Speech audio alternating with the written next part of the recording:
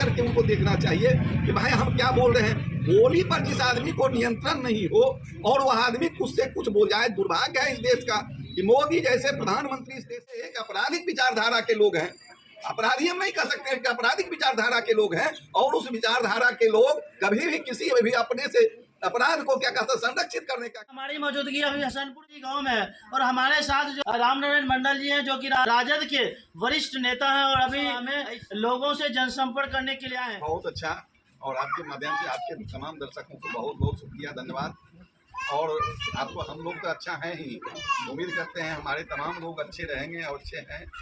आपके माध्यम से हम अपने विधानसभा क्षेत्र के तमाम सम्मानित नागरिकों को ढेर सारी शुभकामनाएं देते हैं और कहना चाहते हैं कि यह विधानसभा चुनाव जो एकदम सामने आ चुका है, करीब आ चुका है, निश्चित रूप से इसमें काफ़ी लोग सोच विचार करके परिवर्तन के मूड में हैं। हम जिधर जा रहे हैं, जिस गांव में जा रहे हैं, जिस मोहल्ला में जा रहे हैं, सभी लोग परिवर्तन के मूड में हैं और सभी लोग एक सूत्र से कहते हैं यह जो सरकार है और झूठा सरकार है, रात दिन प्रेम करता है यह सरकार। अब देख लीजिए परसों जो बंदी किया, 4 दिन पहले जो कहा जा रहा था, जो मोदी जी के मां को गाली दिया गया था, ये महागठबंधन के अध्यक्ष, उसमें क्या अब बिहार बंद हो किया जाता, क्या किस तरह से असर हमारे बिहार में बंद को लेकर लगा, क्या बंद तो 100% फ्लॉप हो गया। आप लोग हम लोगों से ज्यादा, आप मीडिया के साथी हैं, ज्यादा देख रहे हैं और ज्यादा समझ रहे हैं। बंद 100% फ्लॉप हो गया, लेकिन बंद रखने का जो उनका षड्यंत्र था, मैं षड्यंत्र कहता हूँ, क्योंकि मोदी जी के माँ को, किन्हीं के माँ को गाली देना बहुत ही निंदनीय बात है। किन्हीं को देना नहीं चाहिए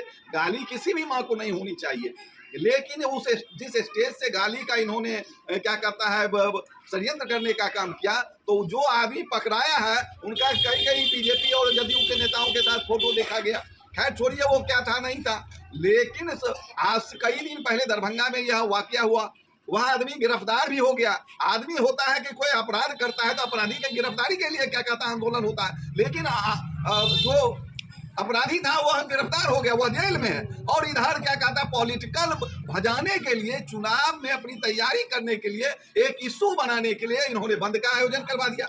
अब बंद का आयोजन किया तो जनता तो समझ रही है, जनता तो सब देख रही है, और उनके जुमलाबाजी को और उनके झूठे का, उनका जो इस तरह का गलत काम होने का जो होता है, सब कुछ जनता समझ रही है। इसलिए जनता सिरे से उस बंद को खारिज कर दिया। और आप देख ही रहे कि इधर क्या कहता है बंद था, और उधर उन्हीं का एक एनडीए का एक ग्रुप जो रामविलास लोक जनशक्ति पार्टी का रैली हो रहा था मुजफ्फरपुर में। आप समझ लीजिए एनडीए का जो एक घटक दल है, उन्होंने भी उस बंद का ऐसा वैसा विरोध नहीं किया, बल्कि साफ फ्लॉप करवाने का विरोध किया, साफ उसको क्या कहता है बायकॉट करने का विरोध किया। तो और जनता तो सब देख कहीं भी लोग उम्मीद करता था कि बिहार बंद में पूरा हम उस दिन संजोग से क्या कहता है पटना में थे, किसी तरह कोई बंद कहीं तो हमको बंदी दिखाई नहीं दिया। और पूरे बिहार का जो विजुअल आया और आप देख ही रहे हैं कि कहीं कुछ नहीं। और उस बंद में कई माताओं को बेइज्जत किया गया। एक शिक्षिका जा रही थी, उनको देखे किस तरह से नोचने का भेजने का किया। एक क्या कहता है मजदूर क्लास के लोग साइकिल से जा रहे थे, उनको धक्का देकर उनको सामान के साथ गिराने का काम किया और कई तरह का उपद्रव किया। बताइए गाली गलौज जो क्या कहता है सामने आया है, कैमरे के सामने गाली गलौज उस बंद के दरमियान आया। एक तरफ मोदी जी कहते हैं हमारी माँ को गाली दिया, दूसरी तरफ मोदी जी सदन में सोनिया जी के संबंध में, जो राहुल गांधी की माँ है और बहुत सारे उस उम्र के लोगों का माँ के सम्मान है, उनके बारे में किस तरह का टिप्पणी मोदी जी की है। कम से कम अपने देखना चाहिए कि भाई हम क्या बोल रहे हैं। बोली पर जिस आदमी को नियंत्रण नहीं हो और वह आदमी कुछ से कुछ बोल जाए, दुर्भाग्य है इस देश का कि मोदी जैसे प्रधानमंत्री इस देश में रूप से एक आपराधिक विचारधारा के लोग हैं। अपराधी हम नहीं कह सकते कि आपराधिक विचारधारा के लोग हैं, और उस विचारधारा के लोग कभी भी किसी भी अपने से अपराध को क्या कहते हैं संरक्षित करने का काम हिंदुस्तान में जिस तरह का वातावरण बनाने का प्रयास किया गया, लेकिन जनता उस तमाम प्रयास को सिरे से खारिज कर दिया। आज जो हमारे नेता वोट बचाओ अधिकार क्या रैली जो उन्होंने किया, समूचे बिहार में जिस रोड से गुजरे जन सैलाब उमड़ पड़ा है, चारों तरफ जनता का क्या कहता उभार हो गया। जिस तरह से ये क्या कहा आजादी के लड़ाई में जिस तरह का जन उभार था, जिस तरह से 74 के आंदोलन में जन उभार था, उसी तरह का जन उभार इस क्या कहता आंदोलन में पूरे बिहार में देखा गया।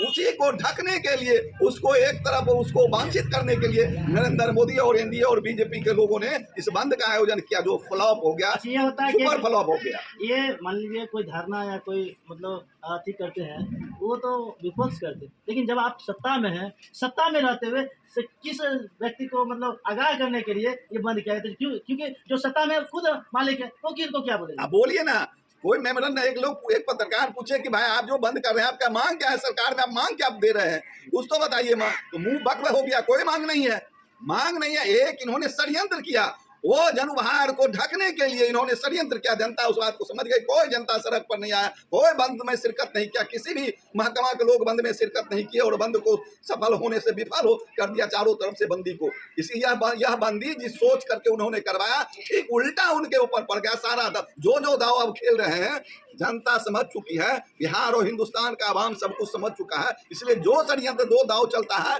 वही दाव उनके ऊपर उल्टा पड़ जाता है। आने वाला समय में बिहार में परिवर्तन तो होगा ही, बिहार के साथ साथ पूरे हिंदुस्तान में परिवर्तन होगा। और यह सत्ता जो क्या कहता है, वोट चोरी से जो सत्ता पर काबिज हुए हैं, पूरे देश की जनता इस बार इनको उखाड़ के फेंकने का काम करेगा। और निश्चित रूप से आने वाला समय लोकशाही का होगा, लोकतंत्र बताने का होगा।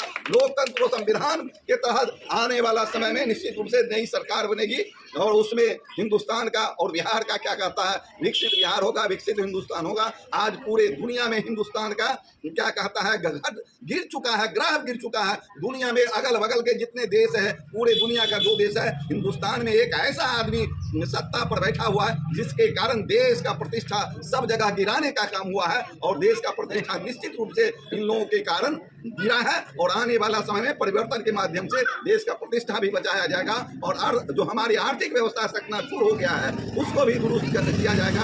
आज इस देश में 4 लोग हैं, जो शासन में 2 लोग हैं, 2 लोग देश बेचते हैं और 2 लोग देश खरीदते हैं। नरेंद्र मोदी और अमित शाह देश बेचता है और क्या कहता है, अडानी अंबानी खरीद रहा है। ये 4 जो क्रेता और 2 क्रेता और 2 विक्रेता मिलकर के ईस्ट इंडिया कंपनी तो अंग्रेज का बहुत बड़ा कंपनी था, लेकिन वह शासन किया।